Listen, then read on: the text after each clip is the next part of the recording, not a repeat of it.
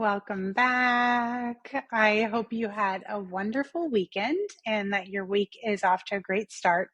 On Sunday, I posted a reel with a personal update about a secret that I've been keeping the last couple of months. So if you haven't seen it, I pinned it to the top of my Instagram page. So go check it out.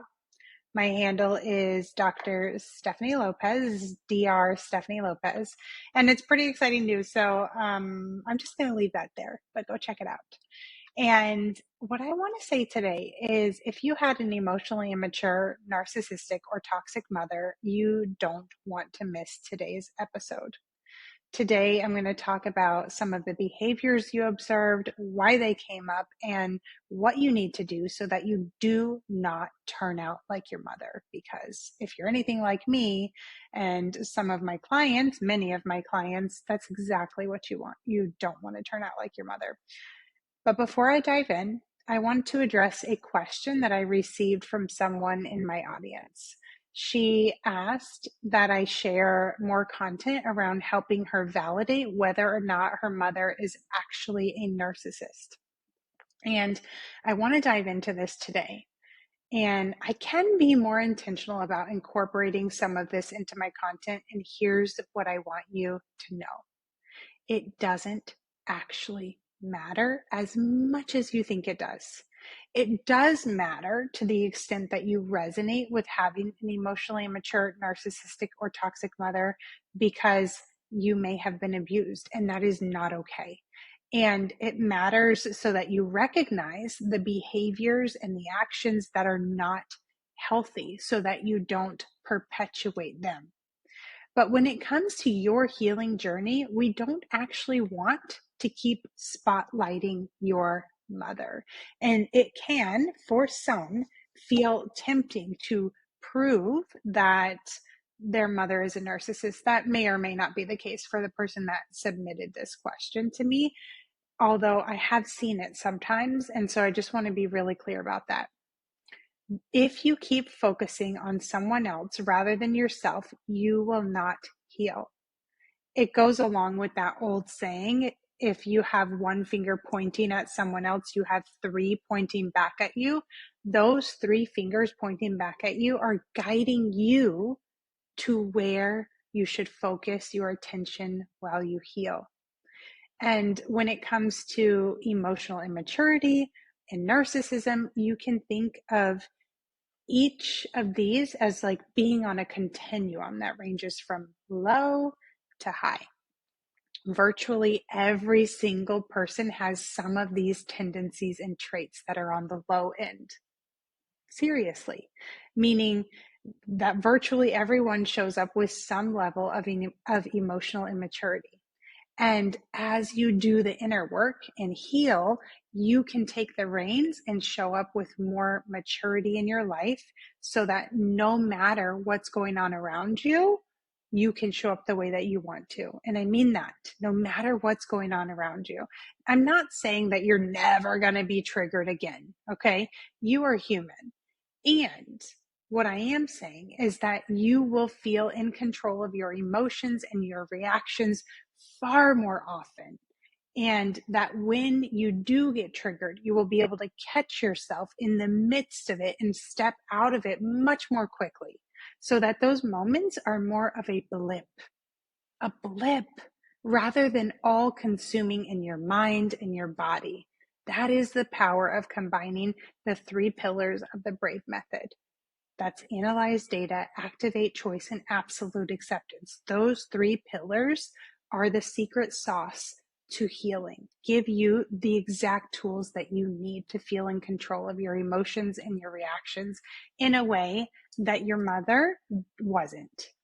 Now, I want to dive in to what's going on with someone who is demonstrating narcissistic tendencies in particular. I'll caveat this first. What I'm about to say is not all-encompassing. It's not an all-encompassing overview of narcissistic traits by any stretch of the imagination. This is some of what's going on under the surface, as well as some of the behaviors that likely show up in the individual. Someone who demonstrates narcissistic tendencies has a very low self-esteem and low self-acceptance, and often shows up with a wide variety of defense mechanisms. When hearing me talk, if you were, just with me on a regular day-to-day basis, if you heard me talk about someone in my life who is a narcissist, you may have also heard me say that she was defensive 90% of the time. Why? Someone who demonstrates narcissistic tendencies has very low self-esteem and very low self-acceptance, and often shows up with a wide variety of defense mechanisms. I felt like that was worth repeating. Now, before I dive into the most common defense mechanisms seen in narcissists, I want you to know that literally every single person on the planet is defensive. Even me, who teaches and guides women to overcome defensiveness, gets defensive. I get defensive. I want you to know about defense mechanisms for three primary reasons, though. First, so that you know that you were likely raised by someone who is highly defensive but has no idea that she is. Two, so that you know if you were raised by someone who is highly defensive, you likely are too. And three, up to this point, you may have just assumed that others' defense mechanisms, as well as your defense mechanisms, were just personality characteristics. And that's not the case. That's a really good thing, actually. Personality is relatively stable over time, and defense mechanisms can be changed quite easily as well. It's pretty simple. So if I look back at myself 12 years ago compared to now, my level of defensiveness and emotional reactivity has decreased astronomically. Most people think defense mechanisms are there to protect you from someone else. Is that, like, coming into this, is that what you thought? Like, sit with that for a moment. Did I think that defense mechanisms were there to protect me from somebody else? That's what most people think. But that's actually not the case. Defense mechanisms exist to protect you from feeling your own insecurities and negative emotions. So you can think about this. Someone who has very low self-esteem has a lot of insecurities. A defense mechanism is in place so that they don't feel that. Because in the moment that they are defensive, they get temporary relief from feeling negative about themselves. And I just really want to reiterate, this is all of us, but it varies. Some people are a lot more defensive than others, but if you are human, you are defensive. So keep paying attention and tune in. Now, you can think of a defense mechanism as an ineffective coping tool that is used unconsciously. And that's the key word there. When people are showing up defensively, they don't realize it in the moment that they are. That is a human thing. That's not just about your mom. That's not just about you. That's not just about me. When we are using a defense mechanism, that's an ineffective coping tool that's used unconsciously. Okay. Defensiveness, again, is an ineffective coping tool, kind of like, I don't know how this is going to resonate. Let's see how this metaphor is for you. It's kind of like using a spoon to row a canoe. Can you imagine thinking that the tool needed to move a canoe was a spoon, and you've always, like, you're like, oh my gosh, it's so hard to move this canoe, but that's just the way that it is. Okay, let's extrapolate that example to life and to defensiveness. Can you imagine thinking that the tool that you needed to move through the world and interact with people was defensiveness, and that you always felt like life was so hard, and that you just thought, like, that's just the way that it is? Let that metaphor sit with you for a minute.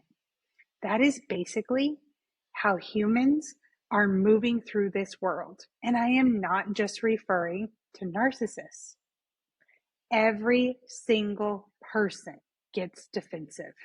And most people, in my experience, get defensive far more often than they realize. In this healing journey, some of the biggest work that I do with clients and that I've done on myself is uncovering their specific defense mechanisms and guiding them through drastically reducing how often they get defensive so that they can choose a different path quickly. Someone with more insecurities and lower self-esteem, again, is likely to be more defensive. So defensive a higher percentage of the time. Why? Because in those moments that they're defensive, they get that temporary relief from feeling bad about themselves. And we fix this by going to the core and transforming how you feel about yourself. Now, in case you're thinking, well, I don't want to feel bad about myself. Of course, I would want to use a defense mechanism so that I don't have to feel it. Here's the thing. If you are defensive, you are not in control. You are living by default. Okay, this piece is really important. When we are operating in default, and that's what most people are doing, defensiveness breeds defensiveness. Especially if you were raised by an emotionally immature or narcissistic mother, it is critical to do the work to uncover your own defensiveness and heal so that you no longer show up that way. Okay? Next, what I want to do is go over 8 of the most common defense mechanisms narcissists tend to demonstrate. And as you listen, also ask yourself, how often am I showing up this way? I want you to ask yourself that. How often do you show up that way? I want to be clear. If you don't resonate with any of these, that doesn't mean that you're not defensive. There are over 40 signs of defensiveness, including shutting down, using humor, and even helping behaviors. Okay, so here's 8 of the most common found in narcissists. 1 is being highly critical. Can always find someone flawed. So something flawed with others. Maybe it's about how the person looks, or maybe about how they behave, or maybe about what they have or haven't done. Number 2 is denial. When confronted with feedback about their own flaws or their shortcomings, they may deny it, or they may minimize their behavior, or they may refuse to acknowledge their mistakes and point the finger back at the other person. Number 3, blame. Refusing to take accountability or ownership for their actions. Maybe blaming others or for their problems, or maybe blaming others for their failures. Number 4, playing victim. Really painting a picture of themselves as martyrs who sacrificed everything for their children and also expect that unwavering admiration and devotion. Number 5 is idealization and devaluation. And this is really about idealizing their children when they meet their expectations or fulfilling their needs, but quickly devaluing them when they fail to live up to their unrealistic expectations. That experience can be I feel like whiplash for children, because it's like, wait, am I idealized and then now I'm devalued? Goodness. Okay. Number 6 is selective amnesia. And this is conveniently forgetting past events or conversations that don't align with their preferred narrative. So maybe they rewrite history or they distort reality to suit their own agenda and maintain their self-image as flawless. Remember, all of this is not conscious when it's a defense mechanism. Number 7 is triangulation. So they may triangulate their children by literally pitting their children against each other or against other family members. And when they sow these seeds of competition and division, they maintain control and undermine their children's relationships with each other. And then finally, number 8 is projection. And this is really projecting their own negative traits, emotions, insecurities, or intentions onto others. Again, this is not a comprehensive list, but these are 8 of the most common that I've seen in narcissists. And I'm just curious how you resonate with this. Do you see all or some of these in your mother? And take a moment. Do you see all or some of these in yourself? Remember, in healing, the most important thing for you to do is to focus on yourself. You won't heal if you keep the focus on your emotionally immature or narcissistic mother. And what I've heard over and over from clients is when we work together, they say like, oh my gosh, I had no idea these were defense mechanisms. And I had no idea that so many things on the list were things that were me, that I did, that I do on a daily basis. I didn't know I was defensive. But really, when you sit with it, when you pause long enough, it makes sense. If you were raised by someone who is highly defensive, that's how you were taught to operate. But thank goodness it's not a death sentence, and it's absolutely something that you can change now that you know that you can change it. And inside Brave Academy, we dive into nearly 50 of the most common defense mechanisms so that you can clearly see how you are showing up defensively. And then I guide you on exactly what to do to drastically reduce how often you get defensive and how to bounce back quickly so that you don't get stuck in that defensive state. And so that you're capable of showing up as your best self more often than not, so that you feel present and calm and at ease and confident and happy, because that's what you want, isn't it? And if you'd like to learn more about Brave Academy, what you can do is you can reach out to me in the DMs on Instagram, or you can book a call with me at www.brave-method.com/book. I hope you have a beautiful week. I will see you next Tuesday.